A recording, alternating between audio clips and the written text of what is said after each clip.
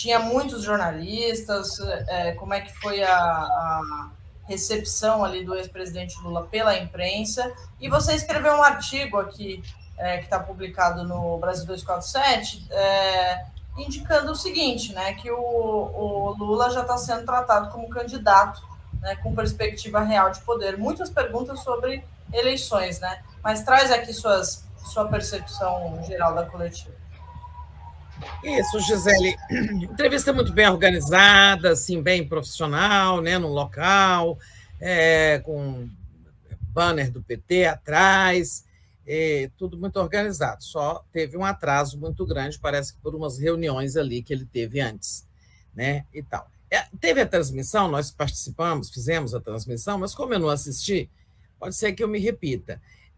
E não sei se foi transmitida uma fala inicial muito importante, muito consistente da deputada Gleisi, presidente do PT, né?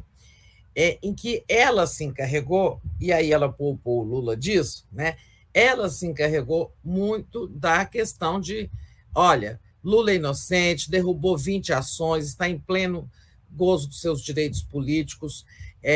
Eu espero que exista, que a mídia reflita sobre isso, citou dados de quantas capas foram feitas com o Lula, contra o Lula por revistas, de quantas horas, 13 horas do Jornal Nacional contra o Lula em 2016, 693 editoriais e coisa e tal.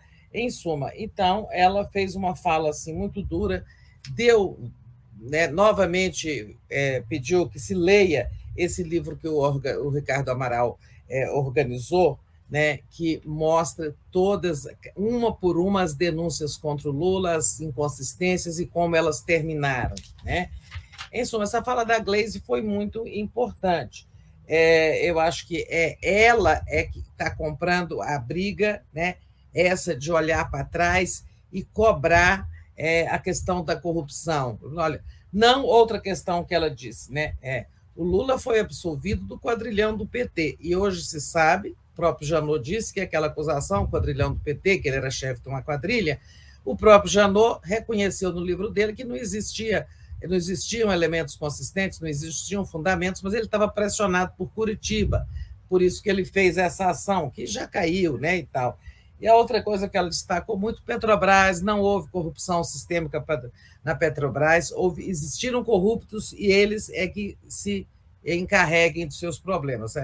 Diretores que não são do PT, mas aquele ali, Pedro Barusco, Paulo César, né, e tal. Ela disse, agora, corrupção sistêmica comandada pelo governo do PT não existiu e nós vamos sustentar e tal, e deu muitos dados sobre o desempenho da Petrobras ao tempo dos governos petistas. Então, assim, já o Lula disse, olha, eu quero olhar para frente, né? Ou seja, embora ele de vez em quando dava umas tocadas em Lava Jato, mas ele não quis se prender a esse tema, dá para a gente entender que a Gleisi vai assumir esse papel, né? Assim como naquela entrevista da Globo News, que o pessoal gostou muito, né? Ela foi muito firme em cobrar isso, né? O reconhecimento, né, o reconhecimento não só pela mídia, mas por todos aqueles que chamaram Lula de ladrão, PT de quadrilhão e tal, que as pessoas reconheçam que houve um processo da justiça que eliminou tudo isso, que suprimiu todas essas ações. Bom, o Lula, né, gente? Muitos jornalistas de grandes jornais, televisões e tal, mídia corporativa, mainstream, de veículos independentes como nós e de mídias regionais também, né? Então, um afluxo muito grande. O que eu destaquei nesse artigo, conforme você falou, é que essas entrevistas, né? Quando o Lula saiu da cadeia, ele ainda era um proscrito, ninguém ia nas coletivas dele. Quem dava muito espaço para ele éramos nós.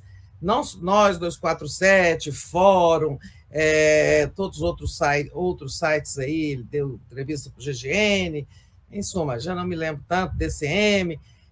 Naquele momento, ele falava como ele não tinha esse espaço, esse interesse, não despertava interesse ainda de grande mídia, porque ele tinha saído da cadeia, mas era um proscrito, né, ainda, e não queriam que ele voltasse. Depois teve o momento, aquela entrevista após a recuperação dos direitos, a anulação das sentenças de Moro pelo Supremo Tribunal Federal, e foi aquela primeira coletiva que a grande mídia foi, mas para ficar muito ali na corrupção, nas condenações, etc., muito naquele tema judicial, né? Depois ele deu aí outras entrevistas exclusivas e tal, mas coletiva ele não tinha dado. Essa coletiva, né, eu acho que ela teve isso, um afluxo muito grande, interesse das grandes corporações de mídia, e ainda que tenha tido algumas perguntas assim capciosas ou coisa assim, mas a maioria absoluta das perguntas tratou com o Lula como um candidato com perspectiva real de vir a ser o próximo presidente da República, né? Então, assim, o que você vai fazer com isso, com aquilo outro, ou como está organizando a campanha, que também levando em conta a postura de hoje quase líder isolado, né? Não fosse pelo Bolsonaro, que tem ali seus 20%, mesmo assim o Lula tem o dobro dele, o Lula é um líder isolado das pesquisas eleitorais, né? Então, acho que isso é uma mudança importante, uma inflexão, né, da mídia na forma de vir a tratar o Lula.